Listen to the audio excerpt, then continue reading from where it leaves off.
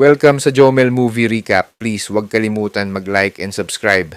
Sit back and relax sa ating movie recap. Nagsimula ang istorya sa kwento ng isang dalagang nagngangalang Lori Granger. Siya mismo ang nagkukwento ng kanyang karanasan. Bumabalik ang kwento sa 2 araw bago ang lahat ng gulo, sa isang lugar na tinatawag na Shady Side.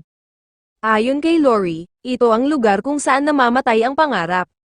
Ibang-iba ito sa katabing Sunnyvale, na perpekto at tahimik.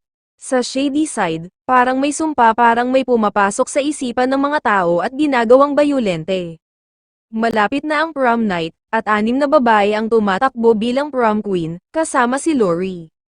Layunin sana nitong ipakita ang pagbabago sa lugar nila, pero hindi naman lahat ay interesado. Sa klase, may grupo ng estudyanteng nang asar kay Lori. Bigla na lang tumayo si Megan, matalik niyang kaibigan. Hinugot nito ang isang maliit na kutsilyo mula sa bag at hiniwa ang sarili niyang palad. Nagulat ang buong klase. Gusto lang daw niyang takutin ang mga bullies, pero mali ang naging epekto. Pinadala siya agad sa principal.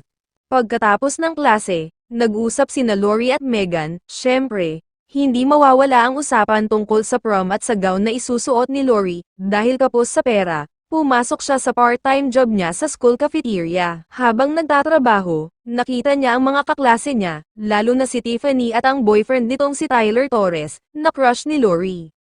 Habang siniserbisyuhan niya ang dalawa, napansin ni Tiffany na si Tyler ay pasulyap-sulyap kay Lori. Nagalit ito at muling ininsulto si Lori. Umalis na si Tiffany pero bumalik si Tyler para kunin ang naiwan niyang gamit. Doon sila nakapagkwentuhan ni Lori tungkol sa nakaraan nilang pagkabata. Sa bahay, halatang hindi boto ang ina ni Lori sa pagsali niya sa prom. Samantala, si Tiffany ay abalang-abala sa pagsukat ng kanyang prom dress. Masayang-masaya ang mga magulang niya. Siguradong panalo raw siya. Dumating si Melissa at humiram ng gown. Pumunta sila sa kwarto at nagparty buong gabi. Sa ibang lugar, inihatid ng boyfriend ang isang dalagang si Christy. Habang pauwi siyang mag-isa, may narinig siyang mga yabag sa likod. Pagharap niya, may lalaking naka-red jacket at may hawak na palakol. Bago pa siya makatakbo, pinatay siya ng lalaki. Kinabukasan, tinawag sa eskwela ang mga kandidata para sa prom queen rehearsal. Dahil wala si Christy, disqualified siya. Habang ang iba'y nagkukunwaring normal lang ang lahat, si Lori ay nananatiling outsider. Lumapit ang vice principal at sinabihang ito na baka ito na ang pagkakataon niyang magningning. Pero biglang lumapit si Tiffany at bumulong. "Huwag mong sirain ang prom namin, gaya ng ginawa ng nanay mo dati." Sa kabilang banda, abala si Megan sa paghahanap kay Christy. Dala pa nito ang prom sash niya. Samantala, ipinapakita ang killer na nasa isang kwarto, hawak ang yearbook. Binura niya ang mukha ni Christy at sinunog ang lahat ng gamit nito. Dumating na ang araw ng prom, isinuot ni Lori ang kanyang gown. Pumasok ang kanyang ina at nagbukas ng puso. Noong gabi raw ng prom niya dati, siya ang inakusahang pumatay sa asawa niya. Gabi ng prom, sabay na dumating sina Lori at Megan. Tinawag na ang mga kandidata para magpakilala bago ang botohan sa prom king at queen. May presentation ng ibang girls, naka-theme costume pa sila. Pero si Lori, plain lang ang suot. Na awkward siya at umalis ng stage. Umiiyak siya kay Megan. Pakiramdam niya, wala man lang pumansin sa kanya. Sa itaas, sina Linda at ang date niyang si Bobby ay bumalik para kunin ang flyers. Laking gulat nila, sinira ang mga ito. May narinig silang ingay. Pagbalik ni Linda, duguan na siya. Nagulat si Bobby, sinugod din siya ng killer. Tinaga ang kanyang mga kamay, tinangkang tumakas si Bobby pero di niya mabuksan ang pinto. Sa huli, pinatay rin siya. Sa prom hall, wala pa rin kaalam-alam ang mga tao sa nangyayari. Nag-uusap sina Lori at Tyler, pero biglang may sumigaw. May nakita silang ulo sa punch bowl, pero dummy lang pala. Prank lang ni Megan. Nagalit ang lahat, nasira raw ang gabi. Nilapitan siya ni Lori at sinabing gusto lang naman niyang manalo sa prom para mabago ang buhay niya. Tahimik na nag-sorry si Megan at umalis. Sa ibang parte ng school, si Judd, ang date ni Debbie, ay may sorpresa raw sa kanya, isang kwintas. Habang abala sila, pinatawag si Lori ng vice principal. May delivery raw sa labas. Paglabas ni Lori, may natanggap siyang bouquet ng bulaklak, pero walang pangalan sa card. Sa basement, nag-uusap sina Debbie at Judd nang may marinig silang kalabog. Akala nila dagalang, ngunit biglang umatake ang mamamatay tao. Walang sabi-sabing sumulpot ito mula sa dilim at sa isang iglap, Naputol ang ulo ni Judd, napatigil si Debbie sa takot, nagsisigaw siya sa gitna ng hilakbot, buti na lang at narinig ni Megan ang sigaw niya mula sa di kalayuan, samantala, si Debbie sa hindi inaasahang pangyayari, nakuryente siya at agad na binawian ng buhay. Sa isang iglap, 3 na lang ang natitirang kalahok para sa prom queen, balik sa party. Papunta na si Lori sa loob ng masalubong niya sina Tiffany at Melissa. Punong-puno pa rin ng selos si Tiffany at pinagbintangan si Lori na inaagaw ang kanyang nobyo. Naiilang si Melissa sa asal ni Tiffany kaya sinundan niya si Lori. Pagkabulong ng kaunting salitang may malasakit, iniabot ni Melissa ang isang maliit na bag ng makeup kay Lori bilang pampalubag loob. Dahil dito, bumalik sa party si Lori na mas nagniningning pa ang itsura. Pagpasok niya, lahat ng mata ay napako sa kanya.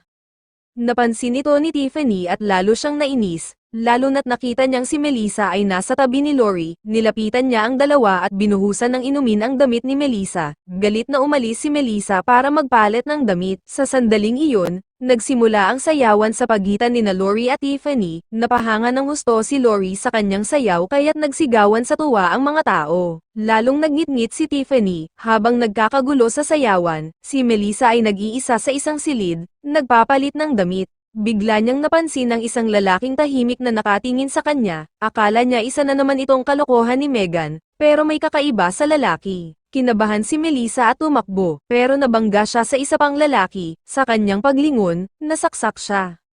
Tumulo ang dugo niya sa sahig, iniwan ang 2 kalahok na lang, si Lori at si Tiffany. Sa party, walang nakakahalata, nagsimula na ang botohan. Habang bumoboto ang mga estudyante, napansin ni Tyler ang kakaibang ningning ni Lori. Natuwa siya at palihim na nakatitig dito, napansin ito ni Tiffany at agad siyang lumapit kay Tyler. Samantala, si Megan ay nakipagkwentuhan kay Spider. Napansin niya ang isang babaeng nakapulang vestida, pero hindi ito isa sa kanila. Nilapitan niya ito, pero agad nawala ang babae. Naramdaman ni Megan na may kakaiba talaga, habang tumitindi ang tensyon. Unti-unti ring lumalalim ang titigan ni Tyler at Lori, ngunit biglang dumating si Megan, hingal at takot na takot, sinubukan niyang balaan si Lori, nawawala ang karamihan sa mga prom queen contestants. May kakaibang nangyayari, sabi niya, pero ayaw na ni Lori makinig. Sa wakas kasi, natutupad ang kanyang pangarap, napapansin, hinahangaan, at kasama ang kanyang crush, nag-away silang magkaibigan, umalis si Megan ng masama ang loob, samantala, niyaya ni Tyler si Lori sa itaas, sa pribadong sandali, sinubukan niyang halikan si Lori, pero tumanggi ito, iniisip pa rin ang alitan nila ni Megan. At doon biglang umatake ang mamamatay tao, sinaksak si Tyler mula sa likuran, napasigaw si Lori at tumakbo. Sa basement, nag-iimbestiga si Megan, natagpuan niya ang mga wala ng buhay na katawan ng mga nawawalang kalahok. Napasigaw siya sa takot. Sa pagtakas ni Lori, nagtagpo silang muli ni Megan. Sabay silang tumakbo, tinutugis ng mamamatay tao. Dumaan ang mamamatay tao, pero hindi sila nakita. Nang makalayo na ang panganib, tumakbo sila sa isang kwarto kung saan nakita nila ang prom yearbook. Lahat ng larawan, may X, nangangatog ang tuhod nila. Biglang pumasok ang mamamatay tao, may dalang palakol, pero sa tamang oras, nakatakas sila sa bintana at bumalik sa party. Eksakto ang pagbalik nila, inaanunsyo na ng principal ang prom queen, si Lori. Aakyat na sana siya sa entablado para balaan ang lahat, pero sumugod ang mamamatay tao. Sinaktan nito ang isang babae sa binti, at ang isang lalaki sa leeg. Pagkatapos, pinutol ang braso ng principal, ang mamamatay tao, nakatingin kay Lori, handang tapusin siya. Pero biglang sumugod si Megan, pinaglaban siya ng buong lakas. Nakaharap ngayon ng mamamatay tao si Megan, ngunit sa huling sandali, sinaksak ni Lori sa mukha ang mamamatay tao gamit ang prom crown. Tumigil ang lahat, at ang nakakagulat na revelasyon, ang mamamatay tao ay si G. Santos, ang ama ni Tiffany. Ginawa niya raw ito para sa anak, dahil alam niyang gustong-gusto nitong maging prom queen. Sa isip niya, ang natatandaan lang ng lahat ay ang nanalo.